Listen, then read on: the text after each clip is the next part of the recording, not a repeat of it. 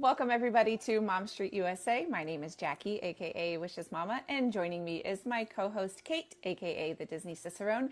And this evening on Mom Street USA, we are in part 2 of our series of one-day park itineraries. So we are headed back over to the Disney World side of things after discussing Disneyland and DCA last week. And we're excited to give you guys some really good information tonight.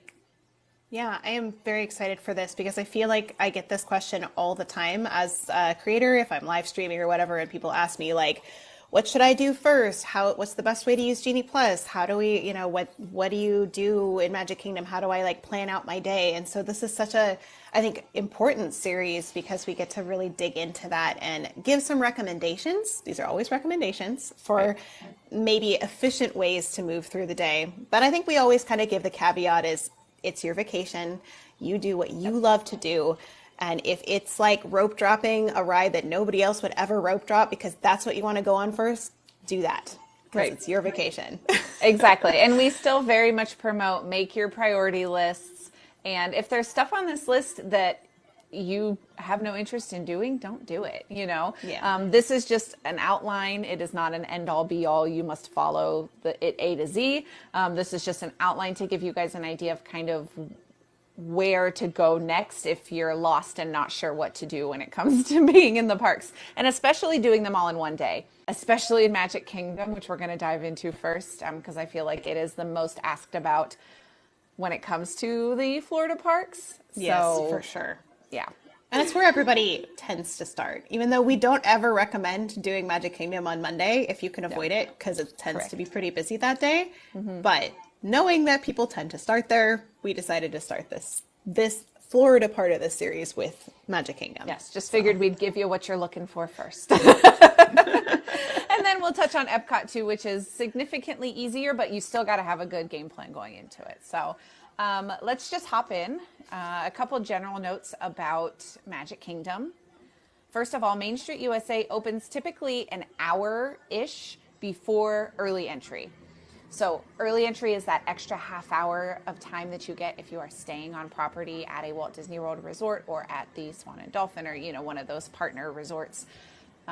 So that extra half hour is the early entry. Typically, Main Street USA opens about an hour before that. So if you're wanting castle pictures, if you're wanting to enjoy Main Street for a little while, you have plenty of time to do that before any of the rides open, which is very helpful in my opinion. Yeah, for sure. No, I think that's such a critical time to get there early. And I don't think we can emphasize that enough. I did say it last week with Disneyland. It's just as critical at Disney. I think it's more so critical. Well, they're equally critical. Just get there early. Just do it. Wake up. Get there early. Yep. It's worth it. We promise. Yeah. And like we said, this plan is not for someone that's got 5, 6, 7 days in the park. This is for you have one day in Magic Kingdom. How do we get it all done? The other thing that I will stress is if you're staying on property, I know people don't always love buses because if you drive or you take an Uber or a Lyft, that all puts you at the TTC, the Transportation and Ticket Center, which is an additional time that you have to leave to take the monorail or the ferry from the TTC to Magic Kingdom. Yeah, I have to say the buses, I don't like the buses, but the buses are elite in terms of where they drop you off for Magic Kingdom. It's like right there. If you can't be on a monorail loop resort or walk from the Contemporary, that's pretty much your best option. Yeah. Because it will add at least a half hour to the time that you're planning to get yourself into the parks. So we talk about getting there, I would say getting there about 45 minutes before rope drop. So if you're going to the TTC, add an extra 20 to 30 minutes on top of that, just because you're going to need that time. The ferry boat does tend to be faster if you are planning to, or you have to end up at the TTC for whatever reason. The ferry boat tends to be faster than the monorail, but it just kind of all depends on timing and when you walk up, what is available and what is just left, or those types of things. I do feel like the ferry is also a little more magical of an experience. I mean, I do like the monorail-ish, like the kids like monorail. The monorail is not as magical as it is in Disneyland because it has issues. But I think the ferry is really magical because it's like you have to go across the water to get to the Magic Kingdom, and it's like you went on a journey and you get to see the castle get closer, and it's just I prefer that if I was going to do it. The view is much more picturesque as you cross the water, and the monorail is great for what it is, but you're also in much closer proximity to people, and you never know what you might get. You never know. You never know. So the monorail is like a box of chocolates. You never know which monorail you're gonna get. That's so true. So if you have to go to the TTC, again, plan an extra 20 to 30 minutes. And take the ferry would be my suggestion, because even if you've just missed a ferry, they run them very consecutively as much as they can, so chances are that your wait will not be very long. Okay, Let's talk about Genie Plus, just general notes. Again, we did a whole episode on Genie Plus, so if you want more details about booking, and I'm going to reference some things in this episode that we talked about in that Genie Plus episode, so bookmark that for listening to later on if you need to catch up on that. But your Genie Plus is going to be booked at 7 a.m. For Magic Kingdom, it is almost imperative and essential that you have multiple devices booking your 7 a.m. times for Genie Plus because of the Tron virtual queue. So that's not technically Genie Plus. So whether you're using Genie Plus or not at Magic Kingdom, you are still able to join that virtual queue at 7 a.m. If you miss the 7 a.m., they also have that 1 p.m. that you've got to be in the park for. But it's so important to have someone just devoted to that virtual queue. And then if you're only planning one day in Magic Kingdom, you've got to have a second device, second person on your Genie Plus, so that way you don't miss out on those morning times for your first booking. So that's super important. Like crazy. Which I've done before. Well, we don't recommend that for first timers. If you're not used to it, only if you're like a park pro, do you multitask. And I've done that before, like iPad, phone, laptop with time.gov pulled up. I've been there, done that. iPad, if you have to, phone. Yeah. Now, if you're on a solo trip, like Kate said, you may just have to, get your virtual queue first. Always, always, always get your virtual queue first. Because that will sell out within seconds, and you will still have some wiggle room with your Genie Plus lightning lanes if you don't get an early time for what you want. Just a couple notes. I'm going to say Allie Beth said morning multitasking ain't happening for me, and I feel that, Allie Beth. I am not about that. I'm morning is so hard for me. I legit, okay. Little behind the scenes for Kate, okay? Real time. If I have to get that virtual queue and it's all on me, I have this the most obnoxious alarm clock you can ever think of that sounds like the world is on fire. And it's it gives me this adrenaline rush that gets me up enough that I can book all the things, and then I'm in panic mode. It's awful. It's probably horrible for my body, but it works. It's fine. And I book the things, and then sometimes I go back to sleep depending on what return time I get. So right, exactly. So a couple notes just about the virtual queue. And again, we've gone into depth with this in our Genie Plus episode, but check your Wi-Fi signal versus 5G to make sure you have the fastest speed for booking.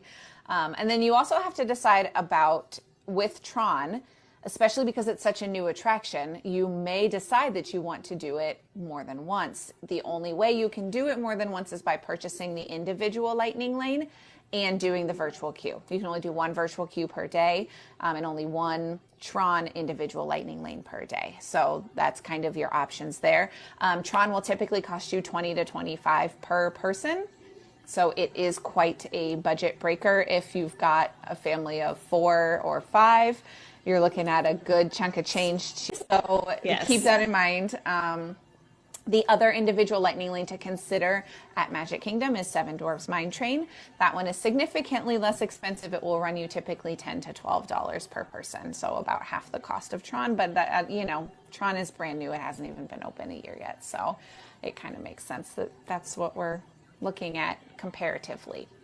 Yeah, but you cannot for those who are not familiar with Tron or virtual queues or whatever, just as a reminder right now, whenever Disney comes out with a new ride, there's no way to just stand in line to wait for that ride. You have to do a virtual queue or you have to do the individual lightning lane, but you can't just walk up to the ride and be like, I want to get in line. You won't be able to go on it at all. So just be aware that when Disney comes out with new rides, this seems to be kind of their MO for how they do new rides right now. Just be very aware that there's probably a virtual queue on it and check your app to see if that's available. Yes, and I will say I'm very interested to see what happens when Tiana's Bayou Adventure opens. Because I wonder if Tron will get kicked out. I don't know. Or will they have two in the same park? And then are they adding another individual lightning lane? Because like that's just a lot. Okay. Anyway, that's a discussion for another time when we get closer and we have more details. And we probably will discuss that when we get closer and we have more details. For sure. Yes. A couple other notes just about Tron. I promise I'm not going to talk about Tron the whole time, but keep in mind that a lot of people want to be able to ride Tron at night because of the way that the lights work with the canopy when you go outside. The only way to guarantee that you can do that is to purchase the individual lightning lane. Your boarding group time from your virtual queue, remember, you cannot pick that time. So keep that in mind. If you're wanting to ride it at night, you really are going to have to budget to do that individual lightning lane because that's the only way to guarantee it. I was just going to say sometimes that line does get really long too. If it's past the morning time into the afternoon, that line can take like 45 minutes plus. If you're doing the virtual queue in particular. So just keep in mind that it does take a chunk of time to do the virtual queue. If you're trying to get through everything in Magic Kingdom quickly, individual lightning lane might be your best bet if you're short on time. Yes, exactly. And Lem made a good point over here. He said, or you could only go for the 1 p.m. virtual queue, but then that risks that you can't ride it at all. And there have been times where I have done the 1 p.m. queue and gotten it and the ride time has been like 5 p.m. So it's even with the 1 p.m. queue, there's still no guarantee. The only way to guarantee you being able to ride it when it's dark outside is to do that individual lightning lane. So options there. You definitely want to decide that the night before. As far as Tron, make a game plan for Tron. Are you doing the virtual queue? Are you doing individual lightning lane? And make a game plan for Seven Dwarfs. Are you going to do the individual lightning lane, or are you going to use an early entry rope drop to avoid trying to pay for that and try to rope drop it? So we'll get to that here in a little bit and kind of what that looks like when it comes to that. So you definitely want to plan all of that ahead of time to make sure you know what you're going to do, even if it's literally just the night before, right before you go to sleep. Make sure in your head you know what you're doing. Communicate with your other person who is booking with you. Make sure they know what they're doing. My husband and I are really good about, okay, it's time to go to bed, say goodnight, and then I'll remind him, hey, in the morning, remember. He loves me for it. It's great. He's like, yep, I got it. I got it. Well, that's funny. But then in the morning, we're still just like, you're doing this and I'm doing this, right? Right? Yes. Okay, good. We're good. We got it. That's so funny. Every couple has their own system, because Elliot and I go to bed late and he wakes up early. So our system is always I text him in the middle of the night for stuff that he'll read first thing in the morning. And that's his reminder. Whatever works. Build a command center to get Tron virtual queue. Pretty much, Lem, you got to build a command center. You got to have your plan. You got to know what you're doing. Don't wake up 2 minutes before and panic. We don't want that for you. So at least 5 minutes before. At least. That's at least. I give myself 4 minutes. 4 minutes to get up and be awake enough to do it. But I've done it a lot, so you might need more time. Right. Yeah, and depending on how comfortable you are with that, that all depends. So again, this plan that we're going to jump into here shortly is a 1 day, trying to get as much done in Magic Kingdom as possible. So taking time to do things like parades, the stage show, cavalcades can be inserted anywhere in the plan. However, it will limit the rides. So it really just depends on what your preference is when it comes to what you want to do. Again, we will always stress making that priority list with yourself if you're a solo traveler, or with the people that you're traveling with. You want to make sure you have that plan so you know what you're going to do.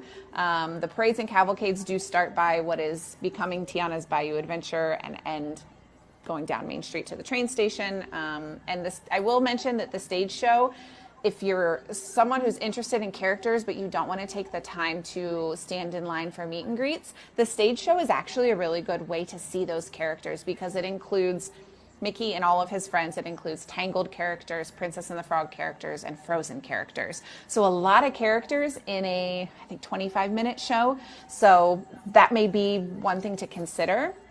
And that does have set times in the app that you can view that one at the castle stage. So that is an option, because I didn't really put a ton of character meet and greets on this plan, because to me, a lot of people that are doing One Day in Magic Kingdom are going to want to be ride centered. So that's kind of what I went with for that. For sure. And it's nice that they have that stage show. Like Disneyland doesn't have a stage, but they do have like shows that happen right in front of the castle, especially with like the Disneyland band and Mary Poppins and stuff. So they do have some, but it's not the same as these like organized big extravaganza shows that happen multiple times. So right. And I think it's like 5 or 6 times throughout the day that happens. So definitely, if you want to try to fit that in, be aware of that when you're going through and booking.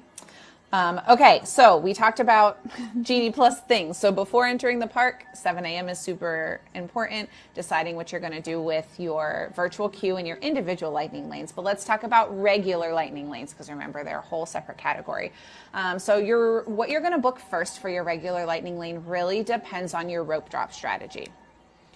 So 2 different strategies that you can kind of use for rope drop depending on where you are and who you are and what your ride preferences are. But these are my 2 suggestions. If you have early entry, meaning you're staying at a Disney resort, you get that extra half hour, I would highly suggest rope dropping things in Fantasyland. Because, and this sounds very similar to what Kate talked about at Disneyland, trying to get some of that Fantasyland stuff out of the way. So I would go, and again, it depends on what your preferences are, but the top 2 rides to rope drop would be Seven Dwarfs Mine Train if you're not paying for an individual lightning lane, or Peter Pan. Now, the thing about Peter Pan is a lot of people rope drop Peter Pan. So you really want to set yourself up for success and be as close to the front as you can be without pushing and shoving, but just get there early and get to the front so that you're in a good position to be able to do that. If you don't, it's going to push back everything. And that's just the way that it is, regardless of whatever ride you're going to. And I will say with Seven Dwarfs Mine Train, if you are rope dropping that and you are a resort guest, that's what you're talking about right now, right? Early entry. So this has happened to me like 2 or 3 times when we were still somewhat near the front and everybody started going, and then that line gets really long and you're looking at it and like, this is rapid around the corner. This is crazy. Don't panic, because they just haven't opened the queue yet for it. Yes. Usually, as long as you're not like way over by Little Mermaid, like if you're not around the corner by Ariel, it's probably going to go within 20 minutes usually, which is the shortest it's going to be all day. So it's worth it to just don't panic, just get in line. It's going to be chaos. Embrace the chaos and get in line.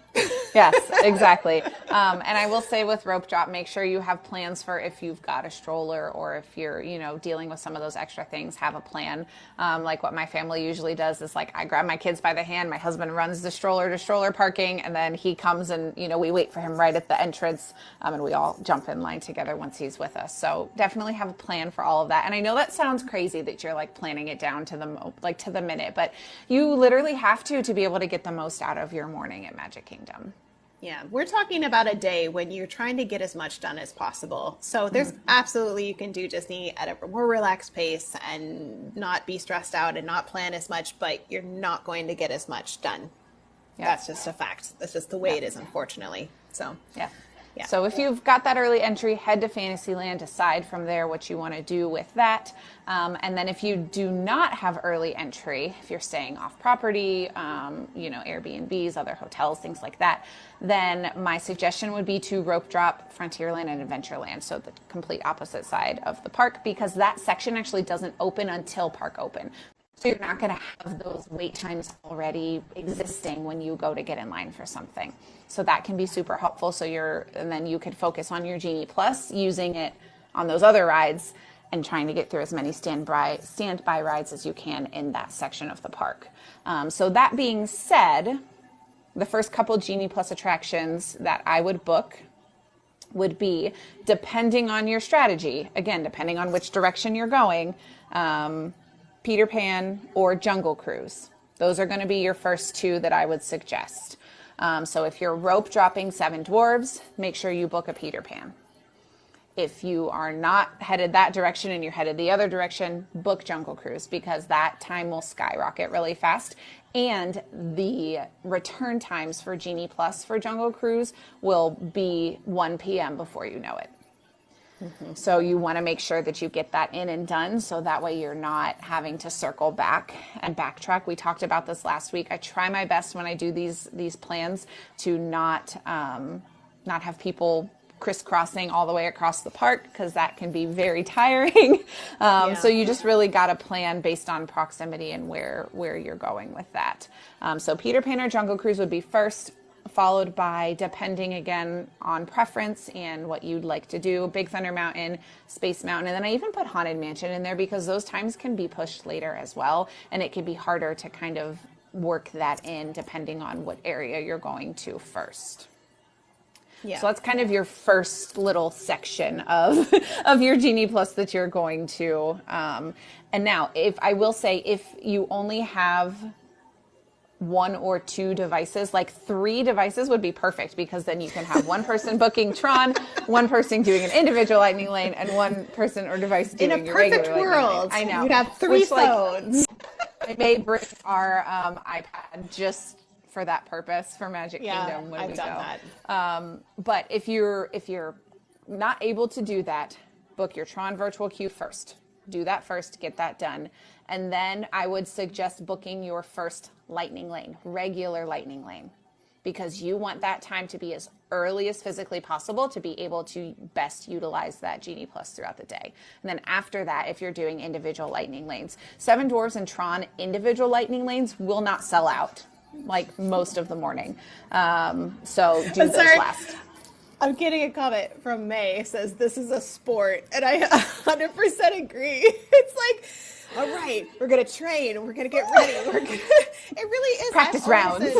I've always said that going to Disney World is like a marathon, and you have to train for it. You have to train like physically, you have to train mentally, you have to train emotionally. You have to just be ready for what you're stepping into. And if you haven't trained, it's gonna be rough. Right. Just like if you ran a marathon without training. Right, exactly. So yes, it's a lot. But again, Tron first, regular Lightning Lane. It's still fun. And then individual Lightning Lane last. And remember that individual Lightning Lane, you can pick your time. So you can kind of gauge, okay, I'm starting on this side of the park. I don't want to do it first thing in the morning anyway. So that'll kind of help with that. So that's kind of the gist of your morning Genie Plus process. Again, that's going to highly depend on your rope drop strategy and which direction that you go. So if you go to Fantasyland, as many of these in standby, you're going to want to try to do before the park officially opens. And a lot of the time, you're going to be able to get the majority of Fantasyland done within that first half hour. Not that much there. Right. Compared to Disneyland. Yes. Yes. There's not that much there, so you're going to start with standby for either Peter Pan or Seven Dwarfs if you're going to Fantasyland. If you're able to, then flip-flop those and get the other one in. That's great. It just really depends on crowds. If you're there and the crowds are really low, you may be able to do both first thing. If you're there during the midst of the holidays or, peak season, you probably not. If I'm being completely honest, you're not going to be able to get both of those done standby. So you're going to have to make a separate plan for that. But then you can also, while you're in that section of the park, Many Adventures of Winnie the Pooh, Under the Sea, Small World, those types of things, you can branch over into like teacups and that area, or you could head over the other direction towards Haunted Mansion. It just really depends on what your preferences are. But I would just go for rides that are top, on your priority list, top priority, and get those done first. Yes. If you go to the Adventureland route of everything, then you're going to want to, I know it's like opposite for you, but you're going to the left when you enter. It was left for me. I know, and that's left for me, but we're opposite, so it's fine. We're not confusing people at all. Go to the left if you're going to Adventureland area. Then you're going to want to do Jungle Cruise Standby first. You're going to want to rope drop Jungle Cruise and then hit Big Thunder Mountain, Pirates, and Haunted Mansion and kind of finish up the bigger ticket rides on that section of the park. Now, that wasn't everything in those sections of the park, but we're going to have to circle back and do some of the lower wait time rides later in the afternoon. So those are kind of the ones that I would suggest hitting in the morning are your priority rides and then the rides that I listed. Depending on if you do Fantasyland, you may be able to just swing over and continue down and work your way into Adventureland. If you did Adventureland, depending on the ride times for some of these attractions in Fantasyland, you may be able to, after you hit Haunted Mansion, just swing up and around and go into Fantasyland. Again, it's all completely dependent on the crowd levels and the time of year and all of the above. It can be a little unpredictable. So just kind of having a general game plan can be helpful, and then you just kind of have to go with the flow. You just roll with it. Yep. And when everybody starts pouring in around, 10:30, 11, you just be like, let's go get a snack. Yep. And that acknowledge that perfectly segues into the next section that I was going to talk about. So however that pans out for you, that's going to take up your morning. That's pretty much going to take up, because you're there early, you also may want an earlier lunch. So I would say that's going to take up until 11 or noon, depending on your schedule. So mobile ordering lunch is super important, and mobile ordering dinner is super important. Magic Kingdom doesn't have like amazing quick service. It has decent food that will do, but it does not have amazing quick service. There's a couple hidden gems maybe here and there, but again, overall, it's theme park food when it comes to that. When it comes to the quick service, you'll be fed. Yes. You'll get food. You'll eat. Yes, there is edible things that will suffice. So a couple options of places that you can mobile order. Casey's Corner is a really popular one. Cosmic Rays, Columbia Harbor House, Friar's Nook, and Pinocchio Village House. So those are just kind of a general, like, one of those five, you're probably going to get something pretty good, or you want to make sure that you mobile order. And I would even put in that mobile order, like if you know you have a lightning lane at 11 to 12 and you're going to get in line for it at 11, right before you get in line at 11, go ahead and place your order. And then when you're off the ride, you can, finalize and all of that. So that way you're kind of doing that while you're in the midst of everything. And the other thing is those quick service rotation, or those quick service restaurants are all kind of spread out. So depending on where you are in the park may just determine where you decide to go. If you're over in Tomorrowland, you may decide to go to Cosmic Rays, those types of things. So keep that in mind as well. Don't cross park if you can avoid it, just because you're going to exhaust yourself.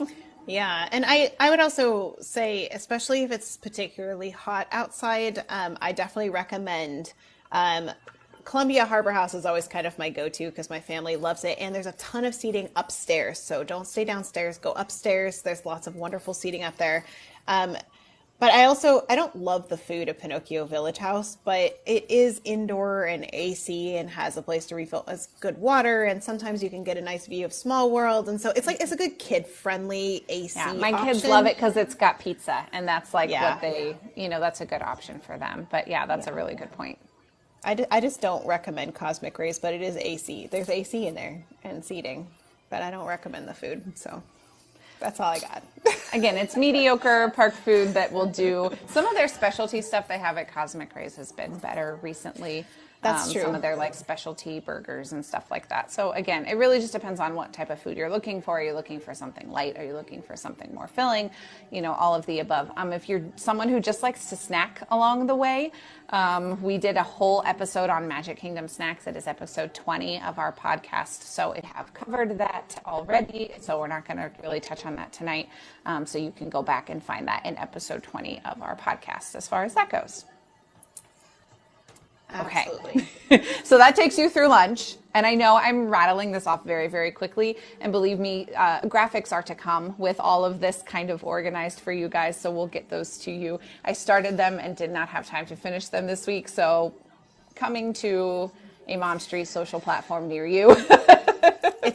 I will just give you a little insight. Our world has just been very busy recently. So we are working on getting all the things to you, and we will get them soon. Yes, exactly. So that kind of takes you through lunch. Let's talk about the afternoon. And this is where you will see some of those wait times really fluctuate. Some will jump up really high, some will not. It just really depends. So this list that I'm going to give you, they tend to be lower waits, or they tend to have almost immediate Genie Plus return times available, because that's also something you want to consider if you're trying to burn through rides really, really quick. Looking at the closest return time, so you're not having to stand around and wait in between lines, is really, really important. Yes. Several of these options may not need Genie Plus in order to ride with little to no wait. So again, check the app, pivot accordingly, and you can also use these rides to fill in between your other Lightning Lane bookings as well. You just have to really look at those wait times and decide if you've got 10 or 15 or 20 or whatever minutes to give in your overall plan for the day. Can I do just a quick little plug? I'm not sponsored at all by touring plans, but I do use touring plans a lot, especially at Walt Disney World, because you can even plug in what return times you have, and they'll optimize your day based on your return times, which is so helpful for someone who's just not used to doing any of this. So if you are a Disney newbie, just one-time subscription fee, I feel like it was around $18-ish. It's not that much for if you're like investing in this really expensive occasion. Honestly, it's worth it. And you can also then check wait times, current wait times, if they can optimize it for you and tell you where to go, or you can just check the current wait times are often a little bit more accurate there than they are on the Disney World app, because Disney does manipulate their wait times to get people to where they want to go. So so just a little plug for that. If you're feeling a little bit overwhelmed with the details and you need like a tool to help you just a little bit, you're like, just tell me where to go next, because I can't think about where to go next. That might be a good resource for you. So Yep. Yeah, exactly. So this list would be what I would look at for the afternoon. These are all Genie Plus attractions, and then I'll get into ones that are non-Genie Plus here in a minute. So things like the Barnstormer, Dumbo, Mad Tea Party, Magic Carpets of Aladdin, PhilharMagic, and Laugh Floor, which those two especially are good in the afternoon because they are inside attractions. PhilharMagic, you very rarely need it for. Laugh Floor, you can get stuck in longer lines, so definitely keep an eye on that. If it's showing like a 20-minute wait, that is going to be a hard 20-minute wait if it's showing 30, 40, whatever it may be. So using one if you've got wiggle room and you've got time to be able to use it and it's showing you an immediate time, book it and do it that way. It's a much better plan when it comes to that one. And then some other options that you have on Genie Plus would be things that do involve characters. So they do have character meet and greets on our Genie Plus. That includes it's an attraction and a character meet and greet in one, the Enchanted Tales with Belle. That's a really, really popular one. So that's one you're going to want to definitely keep an eye on throughout the day. But these other characters are also available on Genie Plus. A visiting princess, which is typically Mickey Mouse, Tiana, and a visiting princess, which is typically Rapunzel. So those ones are all available on Genie Plus to use. There are lots of other characters that you can also find in the parks, but they are not available to use your Genie Plus on. So again, depending on your priority list, depending on what you and your travel party are wanting to do, using Genie Plus for that may be helpful, because especially Mickey's time can fluctuate a lot up and down based on the time of day, because it is right inside the park. So you will get people that just go there first. Same thing with the princesses. Their times can fluctuate a lot throughout the day, and they're typically fairly high wait times when it comes to those princess meet and greets. So do keep that in mind if you're looking for that. And then non-Genie Plus, you've got the Walt Disney World Railroad, which is a nice, relaxing ride, but also a ride that can get you across the park without you having to walk. So in the afternoon, if you are getting tired and you are over, close to the Big Thunder Mountain area and you need to get over to do Buzz Lightyear or anything over on that side, you could always hop on the train if you don't want to have to walk across the park. So that is something that is helpful to be able to utilize. A couple other things that are show-based that you can do: Country Bear Jamboree, Hall of Presidents, Carousel of Progress, and Tiki Room. So those are all indoor shows that would be helpful AC breaks, or if you know that, like, hey, nothing is working on our time schedule, we've got 30 minutes to kill. Those are really great options for that. And then the other ones would be doing the Liberty Square Riverboat, Swiss Family Treehouse, and Tom Sawyer Island. So those are all kind of filler, depending, again, on what your preferences are and what your priorities are. And then the last ones that I'll mention, the Prince Charming Regal Carousel and People Mover, are not available on Genie Plus. The other one that is very difficult to navigate is Astro Orbiter. It is not a Genie Plus ride. It should be. It feels like it needs should to be. And the waits for that are crazy for whatever reason. Yeah. For what it is. It's a very slow loading attraction because of the elevator system that they utilize. So if that's like top priority, you're going to have to sacrifice some other things, and you're going to either have to do it like first at rope drop, or do it last during fireworks, or last at the end of the day. Yeah, only rope drop Astro Orbiter if it's like the thing your kid wants to do. Yes. It's not a great use of your time. No. But if it's will make your kid's day or your day, right, do it. Right. It's your vacation.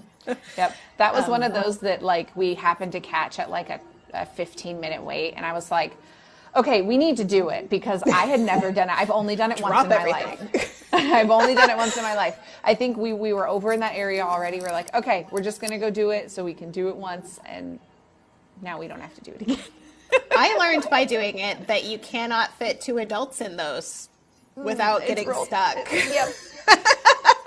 So maybe adult and a child will fit, but like a small child, but don't put 2 adults in it. And we learned that the hard way. So don't do that. Yeah, keep that in mind. So that is a tricky one to navigate. So depending on where it falls on your list, you're just going to have to kind of fit it in where you can. Yeah, Colleen says that People Mover is one of her favorite breezes on a hot day in Disney World. I agree. Actually, Elliot and I realized we didn't go on People Mover this last trip at all. And I was like, how did we do that? It's like my favorite thing. But I agree. People Mover is a great way to just sit back and relax, get a little breeze. You know, you can, if it's not busy, sometimes you can ask the cast member if they'll let you go around again. But be kind. Say please. If they say, I'm sorry, you got to get off, just don't make a fuss and get off. But sometimes they'll let you go around a second time, you know, if you need a little extra time sitting on the People Mover. Yeah. So. And I will say, if you're in really good shape with your plan for the day and you don't have very many big rides or anything left, riding People Mover during the fireworks is really, really fun, because there are certain views from there that you get this gorgeous, like, panoramic view of the whole hub and all the people standing down there and the castle lit up and the fireworks. And so that's a really fun time to ride it. I mean, any time of day is good to ride it, because like you said, it's just a fun attraction. You get a bird's eye view of Tomorrowland and get to go inside some of the attractions. So it's a fun one for sure. And a nice one that you typically don't have to wait too long for, which is helpful. It's true. And that is a nice idea of kind of like multitasking some of those rides during fireworks. If you kind of want to see the fireworks, but you really mostly want to get through all the rides, then you can kind of do both both with the Astro Orbiter and with the People Mover, but the People Mover probably have a shorter line. So yes. Yeah, because there are people that use that trick. You know, there's quite a few people that will want to try to do Astro Orbiter, more so Astro Orbiter, like you said, during the fireworks. But people do try to do that on People Mover as well. So again, it just really depends on where you're at in your list for the day, how you're feeling. If you're just like, nope, done, then go sit on that People Mover for a couple rounds while the fireworks are going off, and then get off before the end of fireworks, so that way you can hop in line for something. It's also good for introverted people or people who don't like a lot of crowds. You know, we have a couple places we recommended to watch fireworks from, but it can be a little intense in the hub. There's a lot of people. So if you're like kind of crowd avoidant, People Mover is a great move for that because you're for sure distanced from everybody else. And I'll just say, other places include over in Frontierland Bridge is a great one, or over behind the castle or by Gaston's. You're not going to get all the projections necessarily that you would see, but you will see the fireworks and you'll hear the music and stuff. And so good places without crowds. Yeah, and I will mention, we talked a little bit about this on the Disneyland episode, but things like the People Mover, the train, places like that, that you're like sitting but still enjoying the attraction are also good ones to use. Like if you're in the midst of trying to click-clack, which is a method that we learned from our friend Kirk at Walrus Carp, where you're just kind of refreshing and hopping back and forth between times on Genie Plus, trying to get something to be in a certain time frame.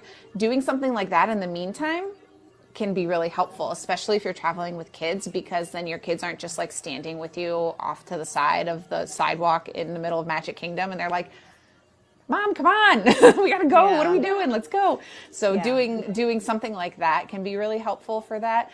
People Mover does have some dark parts that you go inside of buildings, so just like keep that in mind, that you want to make sure your screen is not bothering anyone. But those types of rides are important, or for taking a break, but they are also helpful for that type of thing. Yeah, for sure. No, that's definitely true. Okay, so that for sure will take up your afternoon, depending on how far you get down on that list, depending on which attractions you're pulling from that list. So mobile ordering for dinner, again, similar like what we talked about for lunch, or if you're snacking, that's all kind of the same. Again, do your best to mobile order ahead of time so that way you can save some time that way. And then really the only ride that is kind of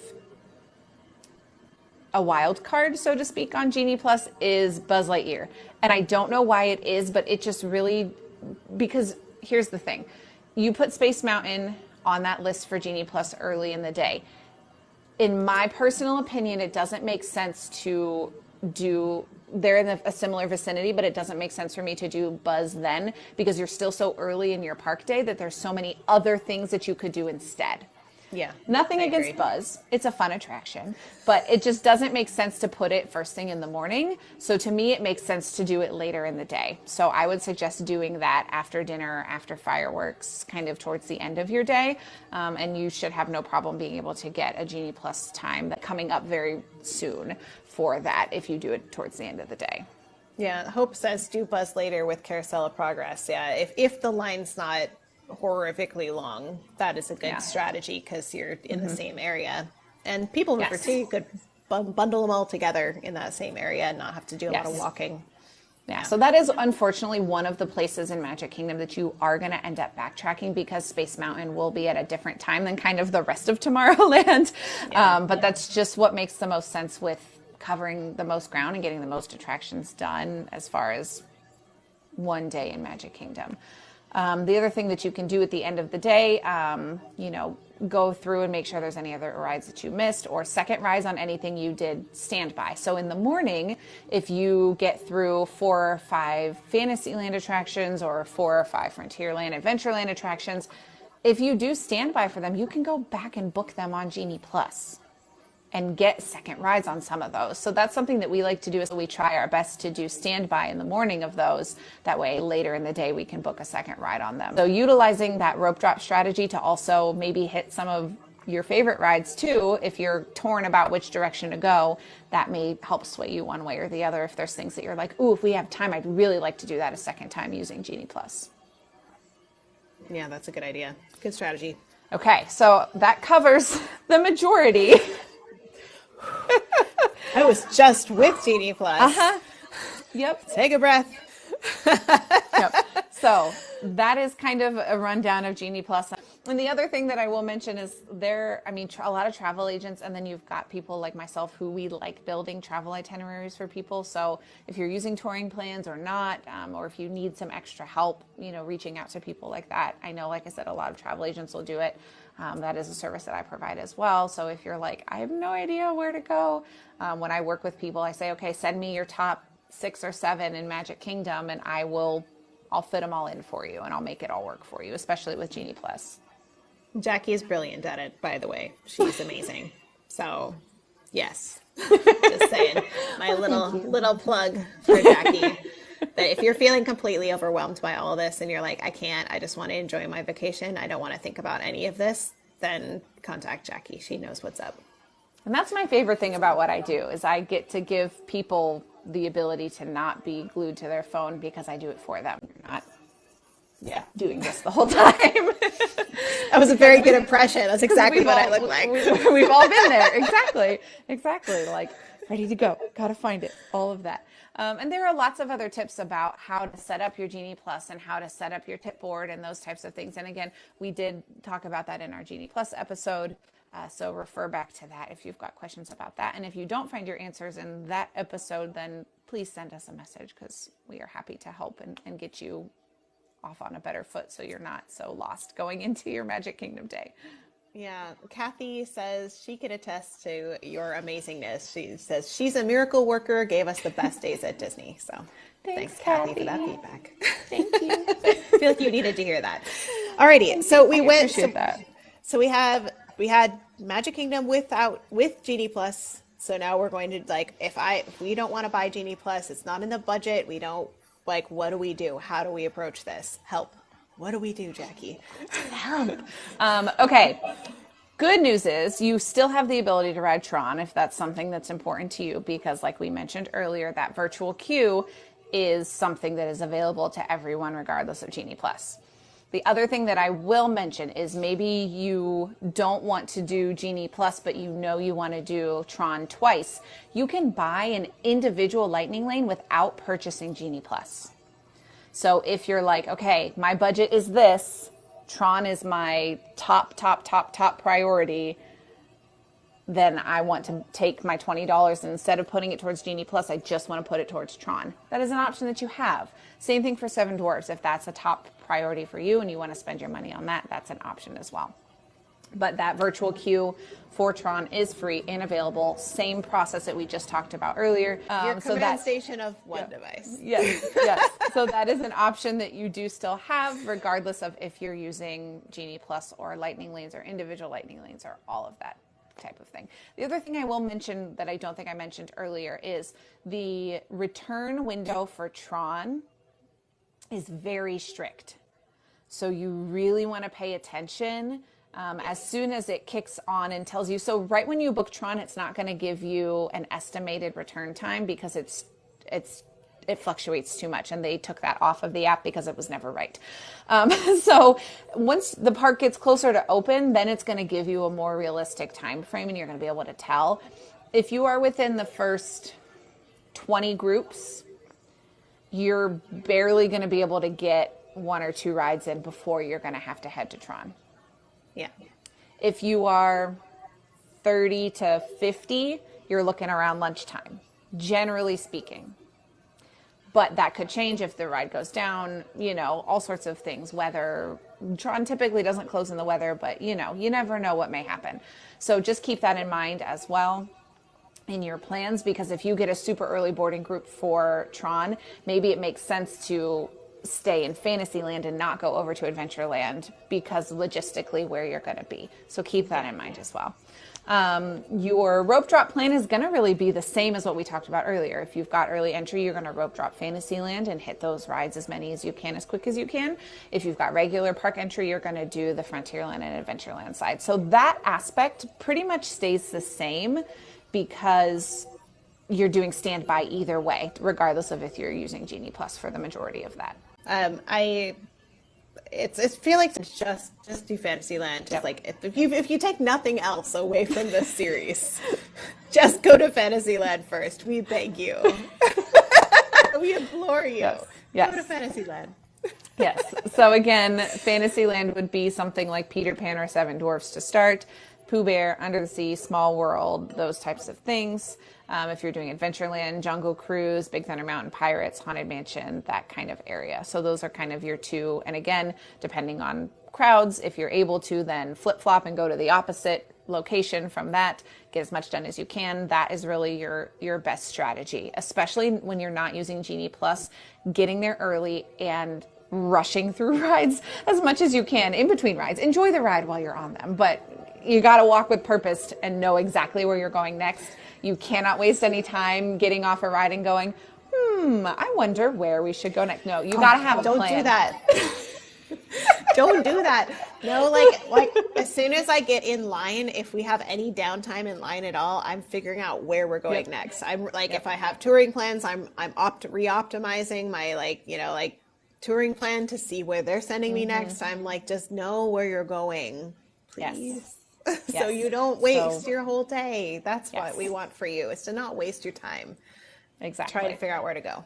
It's a bummer. And I will also mention, though, however, if you do rope drop Adventureland and then try to swing around to do Fantasyland, most likely Peter Pan and Seven Dwarfs are going to be off the table. You may get lucky, but most of the time they're going to be off the table. My advice for that would be to ride them during fireworks or at the very end of the night, because that's going to be your best chance at the lines being not quite so long and not having the lightning lane slow down the standby queue. They're always going to give those priority. So if you're going in the middle of the afternoon, you're going to have hundreds of people using that lightning lane that is going to make that standby line slow down quite a bit. So using it during times where people are off doing other things, like during fireworks, or when just the park is generally empty, or you're out of time, there's no more lightning lanes available to come after you, those are going to be your best bets for those if those are like top priority on your list. No, yep, I agree. And then lunch and snacks, same thing. So we kind of hit Adventureland, Fantasyland as much as you possibly can until lunchtime. Same as what we talked about before, mobile ordering or doing snacks if that's kind of more of what you're looking to do. And then really the afternoon list looks and sounds very similar to what we talked about before, because again, these rides tend to have lower waits and you're going to be able to get on them fairly quickly, and some of them are within close proximity of each other. So things like Barnstormer and Dumbo and Mad Tea Party, so that kind of little area, you should be able to get on most of those with 20 minutes or less.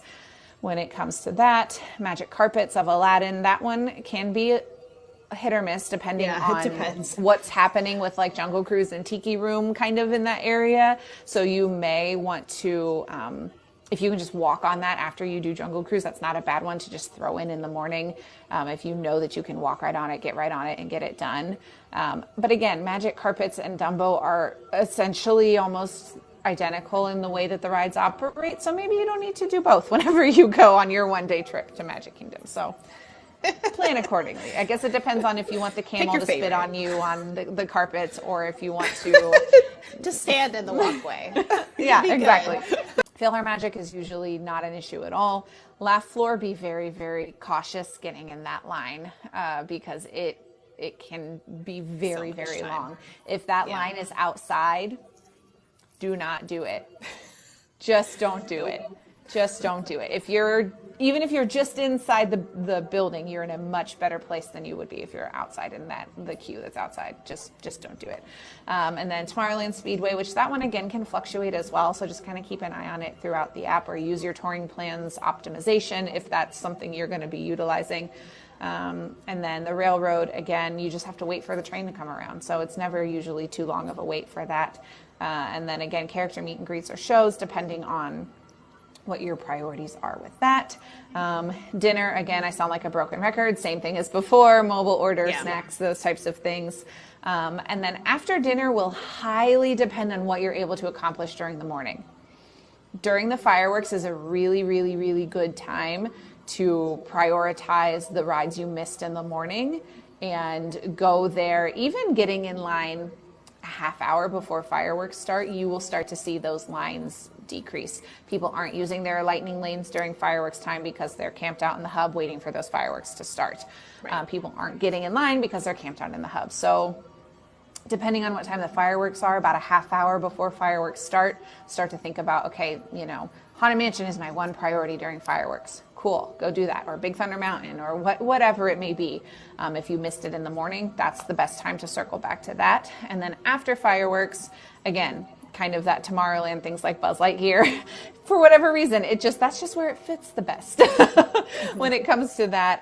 And then also, again, like I mentioned, if you did not rope drop Peter Pan or Seven Dwarfs, if you didn't get both of those done riding during fireworks. It's a lot to say, and it's also a lot to do. And I found, especially if you're traveling with children, which we are Mom Street, we talk a lot about traveling with kiddos, and you might not want to do it all, like maybe you do, maybe you're like, we want to run around and get to everything. And especially if you have older kids, this might be something like they really want to do, Right. But don't push yourself to get to everything, because that's not going to make your day more enjoyable. Mm-hmm. You can just prioritize the things that you really want to do, and then enjoy it, take breaks, see a cavalcade that walks by and not, feel like, oh no, we got to get to the next thing, because the reality is you probably aren't going to get to everything on there, especially without Genie Plus. It's just like, it's so hard, especially if it's busy. Mm-hmm. So, don't push yourself to, I have to see it all in order to have experienced Magic Kingdom, because that's just not true. Right. You can do, you could have a really wonderful day and only go on 3 rides. And I'm a ride person, okay? And then there's lots of other things you can do to enjoy your day there. So, right. So we want to give you a strategy to get on as much as possible, but also recognize that you don't have to have a great day. Yes, absolutely. And this is, again, like we said at the beginning, it is not the end all be all list. Pick off of this list and go, yep, I want that one and that one and that one.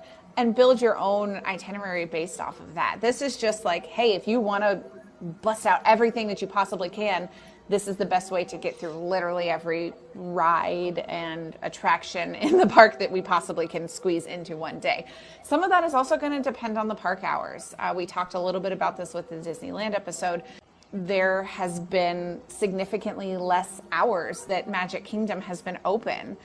So you definitely want to take that into consideration as well. If you're someone that's fortunate enough to get the park open until 11 or midnight, you're going to be great. You're going to be able to get through everything on your list. I'm almost positive if you take our advice. But if you're someone who is going and the park is closing at 10 p.m., it's a lot harder to get through everything because of when the fireworks fall with park close and all of that type of thing. So there's a lot of variables when it comes to your Magic Kingdom days. Yeah. And be cognizant too of those extended hours are really great, but there's going to have to be a trade-off on the other side, usually especially if you're traveling with children. You cannot be out just if the park's open till 11, you're not even getting out of there until 11:30. Once you get, if that on a conservative 11:30, and then you still have to do transportation to get back to wherever you're staying, and you're not going to get back there till 1 a.m. 1:30 at some time. So you're not going to be able to wake up at 5:30 in the morning the next day to start getting ready for rope dropping the next thing. So there will have to be a trade-off there. If you have those late night hours, you're probably going to need to sleep in a little bit more the next day. So just keep that in mind, or do it right before a rest day when you're going to get to have a day off anyway. That would be a really great strategy for that if you're going to do a late night. Accordingly, because rest is super, super important if you want to be able to enjoy the rest of your vacation. Yeah, and you will burn out if you're not careful. It's so easy at Disney World, especially, Disneyland too, but Disney World especially, because it's that marathon pace. And if you don't pace yourself, if you don't take breaks, if you don't get enough sleep, it will catch up to you. This is voice of experience here. I'm almost always completely burnt out by the end of my trip, where I can barely, I'm not coherent. Yeah. But when I travel with my kids, I'm more cognizant of it because they need sleep. And as a mom, I'm I don't take care of myself, but I'm going to take care of my kids, right? The horrible, horrible mom truth in there. But yeah, making sure that you build your schedule. Sometimes if I'm doing solo, I'll build it so maybe I'm going to Epcot the next day where it opens a little later and I get an extra hour of sleep. And sometimes that helps a lot to offset it.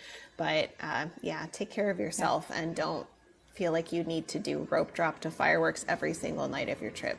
Yeah, and planning to have a rest day or a half of a rest day or whatever it may be is really, really important with your littles. I mean, my oldest really doesn't nap typically anymore. He's out of that phase, but when we go to Disney, he naps. I know. But he naps because it's so much, but then like giving him that time to rest and lay down in the cool, dark room, even if he doesn't sleep, is so important. And it made it so like my kids lasted until almost 11 p.m. and were happy as a clam at Mickey's Not So Scary when we went in October, you know, because we had prioritized that rest in the day of, we had slept in and, you know, done all of those things. And it gave us such a good experience at that party, which is like something that they still talk about. Being tired and trying to navigate Genie Plus and these park days it's a lot for anybody who's wide awake and ready to go. So doing it on a sleepy brain is not helpful either. Right. Hope says, I just saw a study that laying down and resting, even without napping, still gives you almost the same energy. That's really interesting and valuable. Yeah. So even if you're just, you know, just putting your feet up. Yeah. Get out of the heat and the crowds and put your feet up and rest. That's always a good strategy. So with that being said, shall we move on to Epcot, which I think is simpler than Magic Kingdom in some ways. So this shouldn't be quite as extensive in this, which is intentional on our behalf. We wanted to pair one that was a little more complicated with one that's maybe not as much. So, so Jackie, what you got for us for Epcot? All right. So with Epcot, it is still important to be there early. Don't get me wrong, but it is not as imperative as Magic Kingdom to be like up in the front, ready to go super duper early. You still want to get there half hour to 45 minutes ahead of time, just to give yourself time to go through security and get through and be able to tap in and get yourself all situated and know where you want to go. At this park, it is important to note that rope drop happens at 2 locations. So depending on how you're entering the park, will impact your rope drop strategy. If you're entering at the front of the park, or if you're entering at what is known as International Gateway, which is around in World Showcase between the UK and France pavilions, there is that location as well. So if you are someone that is on a Skyliner resort, or you are at an Epcot Boardwalk area resort, Beach Club, Yacht Club, Boardwalk, Swan and Dolphin, you can walk from your resort, or if you're taking the Skyliner, you are going to end up at International Gateway. So keep that in mind. If you're taking a bus, or you're driving, or Uber or Lyft or any of that type of transportation, you're going to enter at the front of the park. So 2 different locations, and that will determine kind of what I suggest as far as strategy goes with that. So I'll get to that in a minute. I just want to preface with that, so that way when I get there, everyone's not like, wait, what's going on? I have a quick question. Hope's asking, if you come from like Grand Floridian monorail to TTC, Transportation Ticket Center, and then Epcot, do you have to do security again? I'm pretty sure you don't. I think you're past security at that point. So you only do it once. Yeah. Yes. If you're taking the monorail, that's the only way that you will, I don't even want to say bypass. You're not bypassing security. You've already gone through security. You only have to go through it once. You don't have to do it again when you get to the parks. Your entrance off of the Epcot monorail is inside of security when you get to Epcot.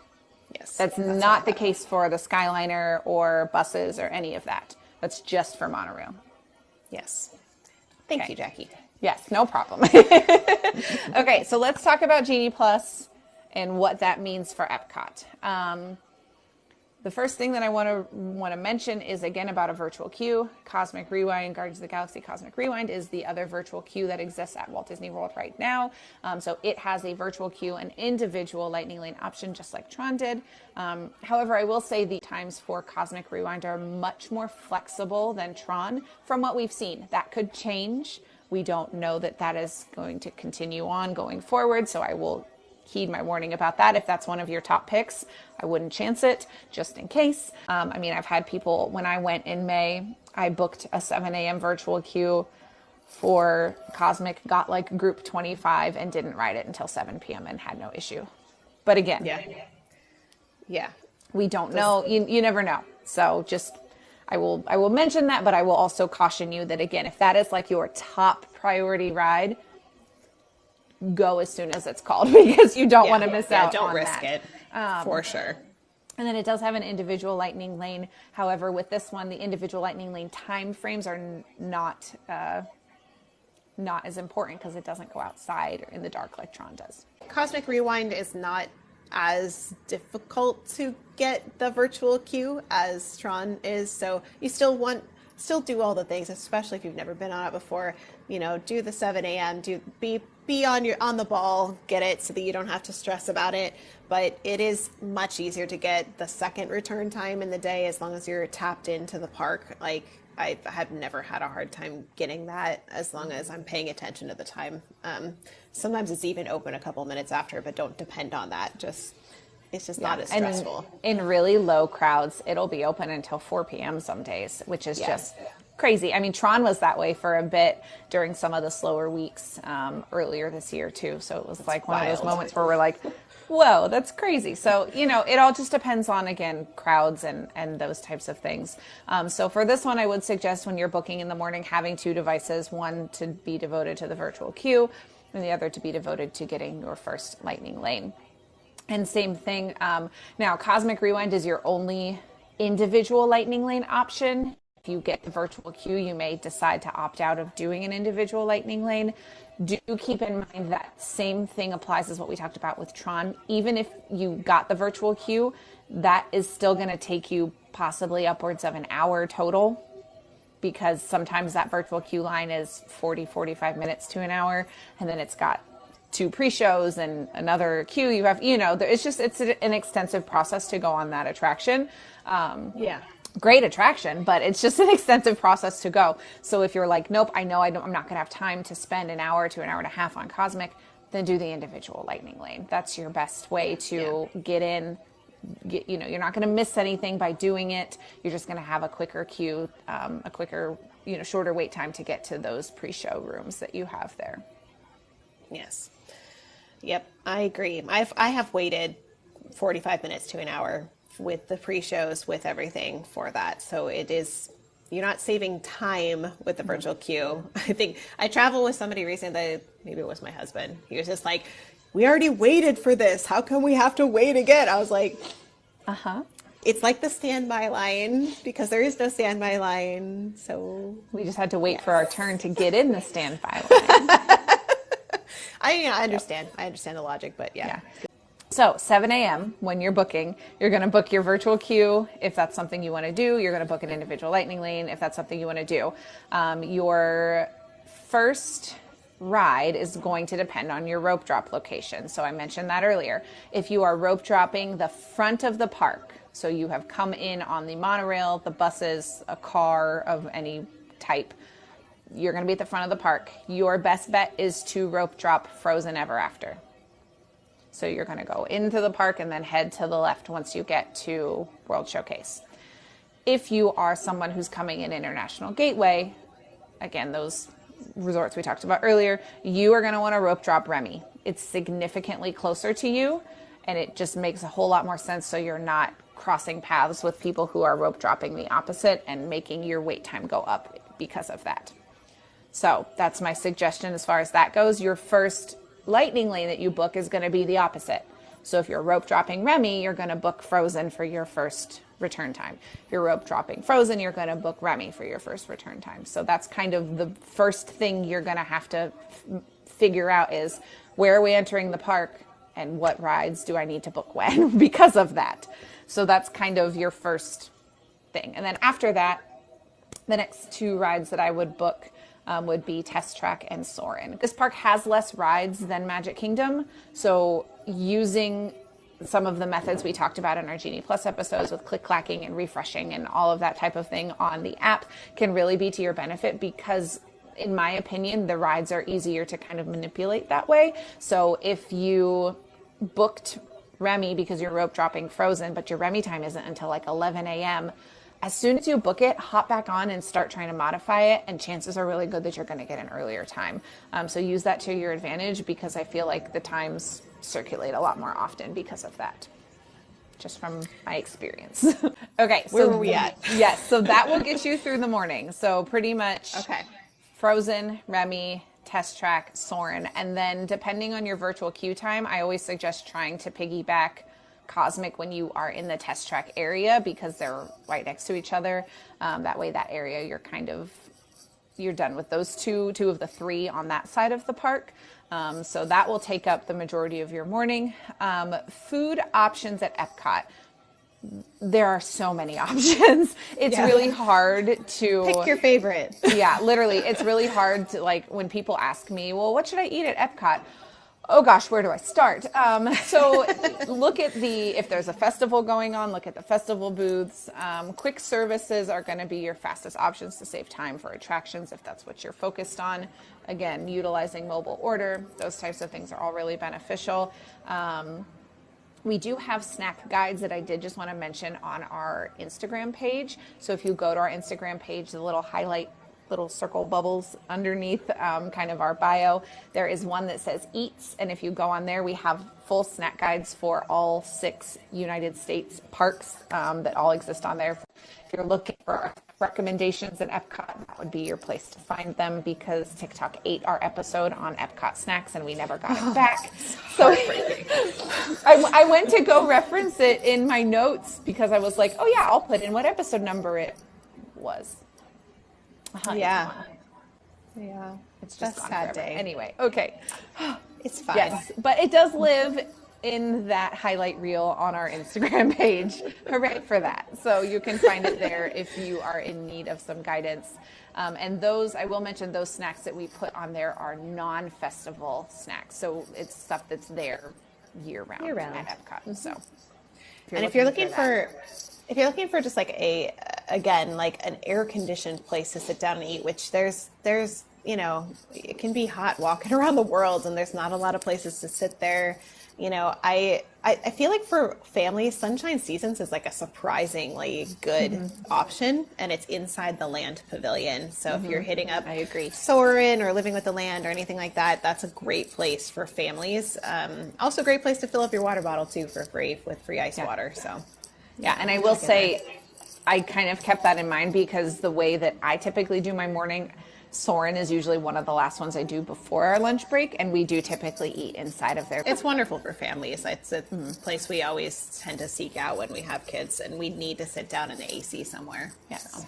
Besides, the other one would be Connections Cafe. I was like, it's always those C words, and I always get them confused. Connections Cafe. Connections.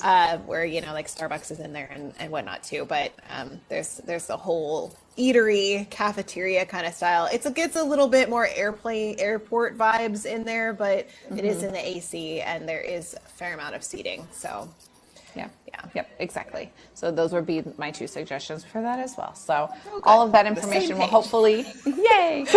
Are we surprised? No. Will hopefully guide you towards some good options for food. And again, we're going to be a broken record. Same thing when it comes to dinners. You're going to want to look at those same types of options.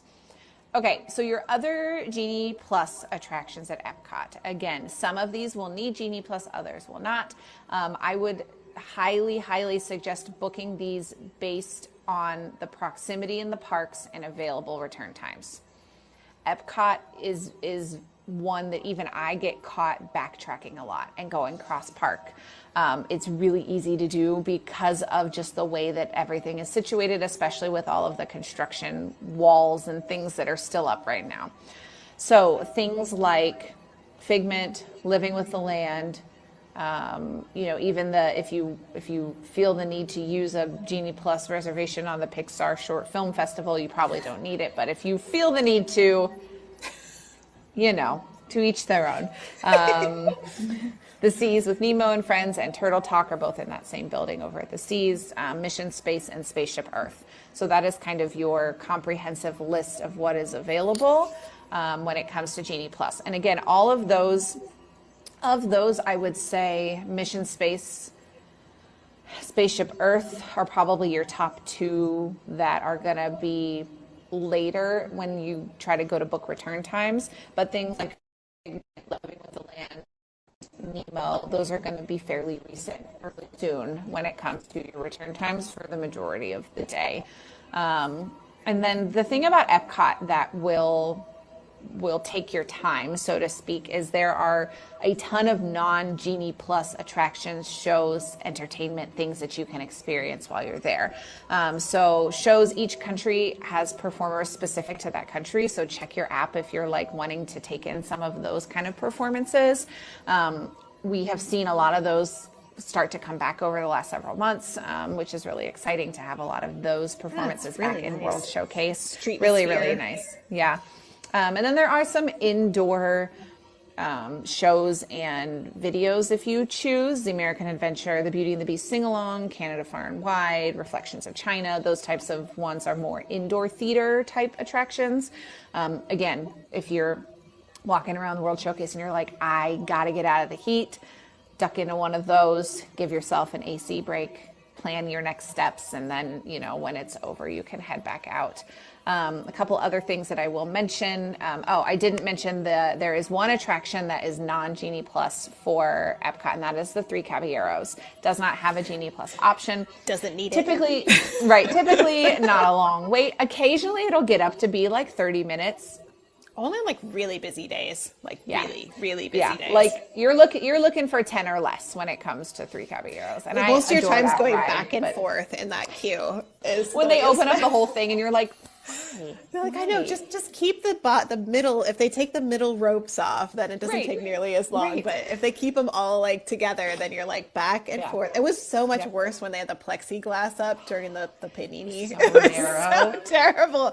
I got so claustrophobic. I was like, I don't want to go on this ride. It's not worth I know, it. and I love that ride. There are tons of characters at Epcot too. Just to name a few, I mean, you can do Anna and Elsa, Alice, Aurora, Belle, Daisy and Donald, Goofy, Joy, Mary Poppins, Mickey and Minnie, Mulan, Jasmine, Snow White, Vanellope, Pooh Bear. There's all sorts of characters. None of them utilize Genie Plus. So again, keep that in mind, time it accordingly if there's characters that you really, really want to see. The other thing I will mention that's not on the app is the walkway between the entrance at International Gateway and then you get like up the hill to the walkway where you decide if you want to go towards the UK or France. They have been doing character trainings there. So you will see like a lot. Yep, you will see a lot of characters there that they're doing character training with.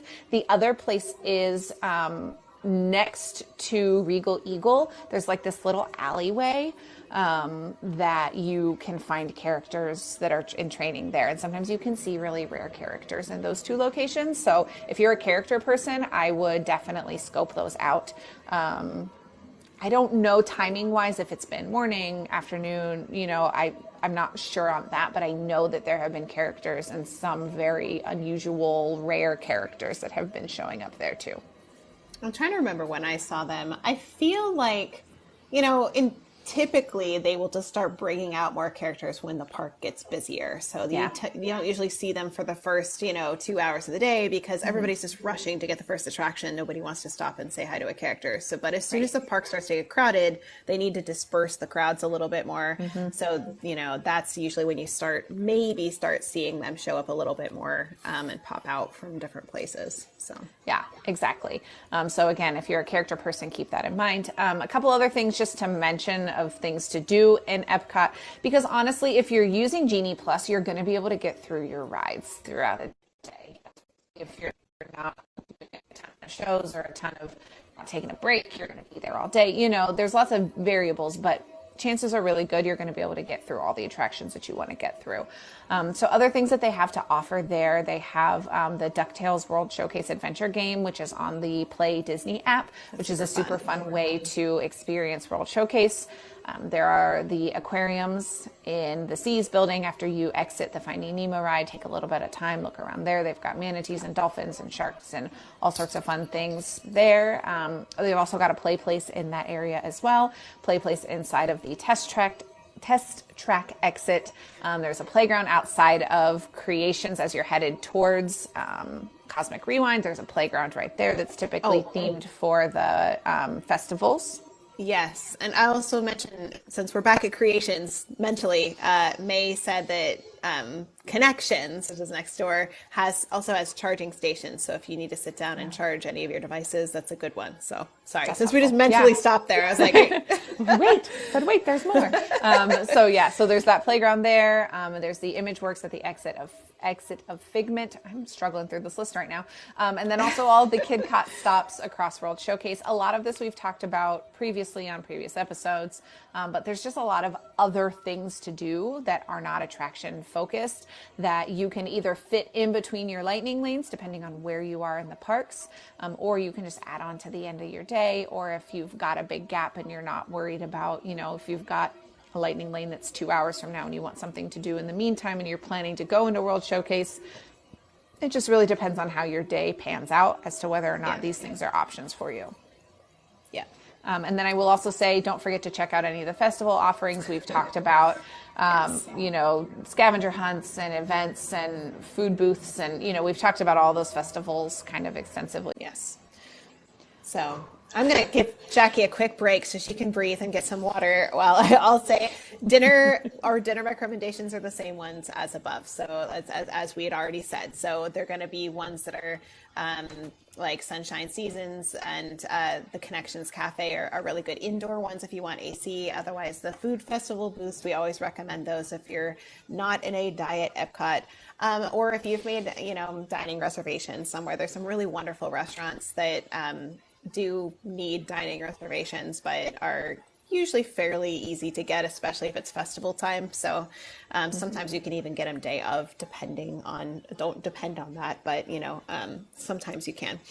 So then after dinner, you're going to hit leftover rides, right? So anything you weren't able to get into earlier, do you want to elaborate on that part of it?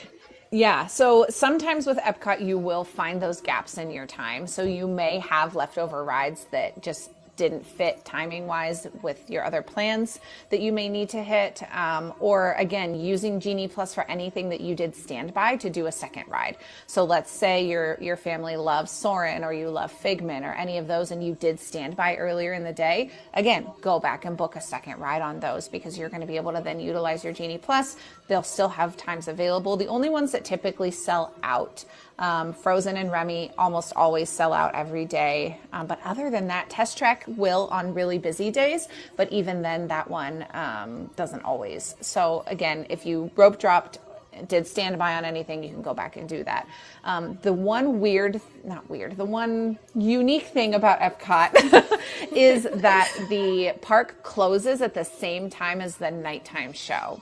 So make sure you're in line for whatever that last ride is by 8:59 because Epcot 99.9% of the time closes at 9, and that's when their fireworks show is, whatever that show may be. I'm always in the ice cream line. That's what I do. If I've seen that show a million times, I'm like, I'm heading for the ice cream line. That's my end of night strategy. Yeah, so keep that in mind as you're planning your evening. And Joel asked a really good question. Can you do the main rides at Epcot and enjoy drinking and eating around the world? Absolutely, you can. Yeah. If you've just got, even half of the rides in Epcot, you could probably get those done before 1 or 2 p.m. and have the rest of your day to enjoy World Showcase. Especially with Genie Plus. Yeah, without Genie Plus. With Genie Plus for sure. Yeah, you're going to have a harder time getting to all of the big rides because you'll have to wait longer for them. But with Genie Plus, for sure, you can knock it out by early afternoon, be done with pretty much all the major rides. Yeah. And again, just really have a plan going into your day. We're just always going to stress that no matter what it is that we're talking about, I feel like. But that way you're not guessing and you're not having to spend the time looking up waits every time or looking up return times every time. You just know exactly what you're going to book and can go one to the next, to the next, to the next and be fine. My family, when we do Epcot, we almost always get every attraction and have at least 2 to 3 hours in World Showcase, usually with an afternoon break. I'm very good at Genie Plus, though, that being said. So I don't typically have issues getting Genie Plus to work for me. So that is something to consider, but you should have no problem with that, for sure. And I feel like Epcot, unless you're going to take extensive time with the festival and you want to do every single thing there is to do in Epcot, Epcot's pretty much a one-day park. Maybe someday if they open more things and take down all the walls and there's more to see, it might take a little longer. But I think it's a pretty easy park to knock out in a day. You're not going to need to unless you just really want to go at a relaxed pace and see everything, you know? Yeah, I was gonna say, unless you're someone who wants to do all of the shows and see all of the street performers and meet all the characters, then you're definitely gonna need 2 days. And I will say that Epcot has some really great characters. Yeah, Someone was asking about Alice earlier. Alice, I believe, only meets at Epcot. I don't think Alice has a meet at Magic Kingdom. She's in Disneyland. From what I've seen. She just walks by at Fantasyland, waves to me every single time I'm there. She's like, yeah. hello. So that would be what I would say as far as that goes. I did have a question before we hop to the without Genie Plus. Jess asked, is there a specific place I'm wanting to eat that I have to order online? So there is nowhere in Epcot that you have to order online or mobile order. There are places that accept it, and I do recommend that you do that because that will save you a lot of time waiting in line. But there is nowhere that you aren't able to just walk up and order at a window or wait in line and order at a window. There's a couple places that you can't mobile order and you Yes. have to wait in line to get stuff too, because there's a lot of like third party restaurants within there. So just keep that in mind, that just because it doesn't show up on your mobile order list doesn't mean that there's not this option available. So especially around World Showcase, like the crepes in France are a good example of that. I feel like the pizza in Italy might also be on that list. I the think ice you're cream right. for sure in France. Yeah. There's a lot of them around World Showcase. Yeah, and like all the festival booths are not going to give you a mobile order option. So I wouldn't rely on that mobile order list. I would rely more on the general map on your My Disney experience and pulling up the food list from there. Jess asked, where would Alice be in Epcot? Alice meets right by the garden area in the UK pavilion. Yeah, She like where they rotates with Mary Poppins there. Yeah, like I think during the Garden Festival, they've got the Flower Garden Festival. It's right in the entrance to like the tea garden area, kind of off to the side, so she's not blocking the path. But Yeah, there's a little like garden hut building right there that they like stand. I don't know what else to call it. Thatched roof building. But there's a little building right there across from that space that they kind of stand in front of to meet typically. And sometimes they will stand in the like little archway of the entrance to that that's true. little maze area. Depends. But that space is where, like I said, Alice and Mary Poppins, I know for sure, rotate through that space. So if you're looking for Alice, that's where you'll find her. So let's talk about without Genie Plus for Epcot. Again, it looks very similar in a lot of ways. You're going to want to arrive 30 to 40 minutes before park open. You're still going to have those two options for your rope drop. So again, you can also still book the 7 a.m. virtual queue for Cosmic Rewind if that's something that you want to do. If you enter at the front of the park, go to Frozen first. If you enter at International Gateway, you're going to want to go to Remy first. The only thing that I would say is if for some reason, like if you're at the front of the park and Frozen is not on your list, but Remy's on your list, then go rope drop Remy. You know, you got to kind of use your senses when it comes to that. Because there are some people that are just like, I don't need to ride Frozen, but I really love Remy. But if you're at the front of the park, just rope drop it. Understand that you're probably going to have a little bit of a longer wait if you're coming from the opposite location, just because of the general flow of where the crowds go.